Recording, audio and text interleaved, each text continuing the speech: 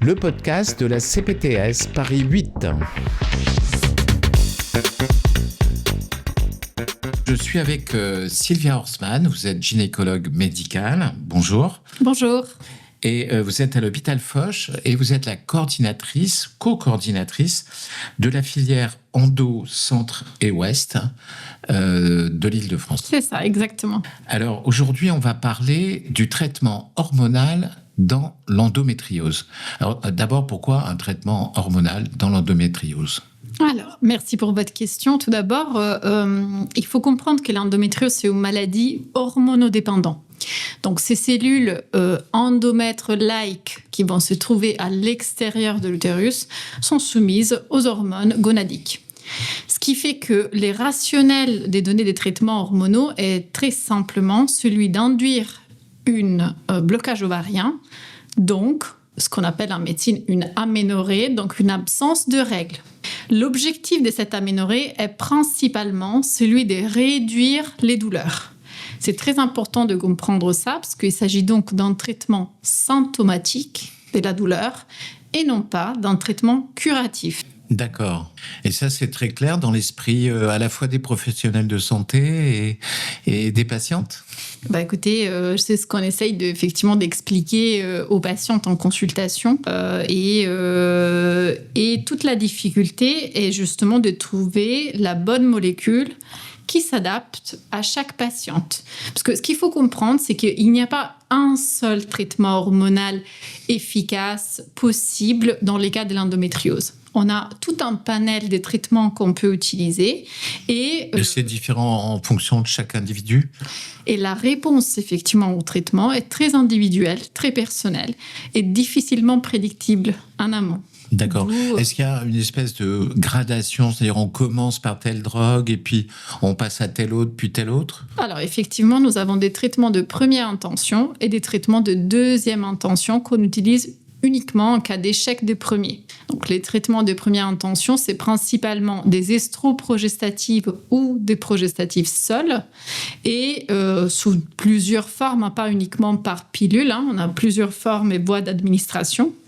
Et puis, les traitements de deuxième intention, c'est ce qu'on appelle les analogues ou antagonistes de la GnRH. C'est des médicaments qui ont une prescription effectivement hospitalière, en tout cas qu'on réserve vraiment aux cas très, très graves. Et puis, oui, donc on a effectivement deux lignes des traitements différents. Mais avant de passer à la deuxième intention, en fait, il faut tester plusieurs molécules du traitement de première intention avant de se dire on est en échec. D'accord. Et les antalgiques classiques comme le paracétamol, ça vient bien avant, c'est en premier. Alors non, ce qu'il faut comprendre, c'est que les traitements hormonaux, il n'est pas opposé aux traitements antalgiques. Les traitements hormonaux, c'est un des piliers de la prise en charge, mais ça rentre dans une prise en charge individualisée et globale de la douleur. C'est-à-dire qu'on prescrit les traitements hormonaux en accompagnement avec des traitements de la douleur spécifiques. Donc, par exemple, des INS, du paracétamol, des paliers 2, avec des thérapies manuelles également, avec tout l'accompagnement pluridisciplinaire qui est nécessaire pour cette pathologie. Oui, rappelons que c'est une pathologie chronique, c'est ça ? Exactement. Et que pour cette pathologie, il va se poser plusieurs problèmes de vie déjà au moment où ça apparaît, c'est généralement juste après la puberté et ça va durer jusqu'à la ménopause. Et pendant toute cette période, est-ce que vous allez être amené à changer par exemple votre traitement hormonal ? Alors, c'est sûr qu'on peut avoir des profils de tolérance et des réponses au traitement qui peuvent être différentes entre chaque femme, mais aussi pour la même personne, elle peut répondre différemment à la même molécule sur des phases différentes de la vie.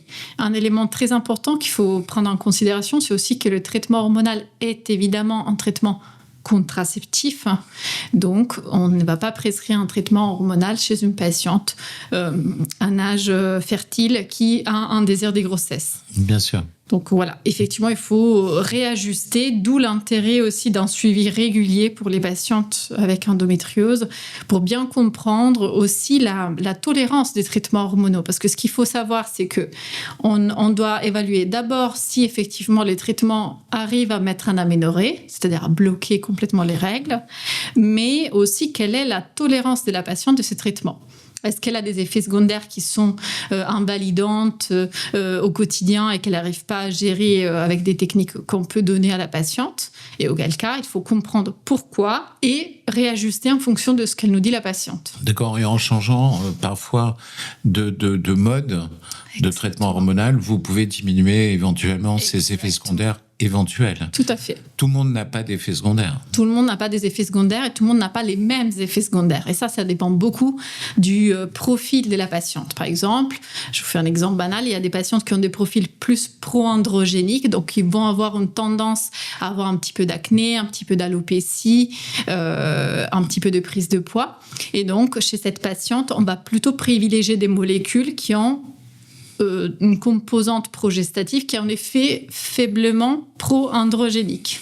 D'accord. Donc, on va réajuster effectivement en fonction de déjà du profil de la patiente et puis de sa tolérance. Est-ce que l'éducation thérapeutique vous paraît importante chez ces patients? Complètement. Bon, avec la filière, on fait je pense que vous avez dû avoir ça déjà sur quelques podcasts. On fait beaucoup de travail sur la création d'ateliers DTP. L'éducation thérapeutique du patient, c'est essentiel. Moi, j'anime effectivement un atelier dédié aux traitements hormonaux pour justement faire comprendre aux patients déjà les mécanismes de fonctionnement de ces traitements et puis comment est-ce que je peux me comporter face à une mauvaise tolérance. Par exemple, le grand classique, c'est des saignements qu'on appelle du spotting. Qu'est-ce que je fais en pratique? Comment est-ce que je peux gérer ça? Et puis, ça participe aussi à l'acceptation et finalement, à une meilleure tolérance du traitement. On l'a remarqué, nous aussi, en cardiologie, notamment que l'éducation thérapeutique nous a permis de faire énormément de choses, ne serait-ce que dans la pression artérielle et son traitement. Depuis que les patients prennent eux-mêmes leur tension, ils s'aperçoivent qu'effectivement, ils étaient hypertendus. Tout à fait. Voilà. Tout à fait. Ça améliore aussi l'observance, effectivement, au traitement. Merci beaucoup, Merci. Sylvia. Merci.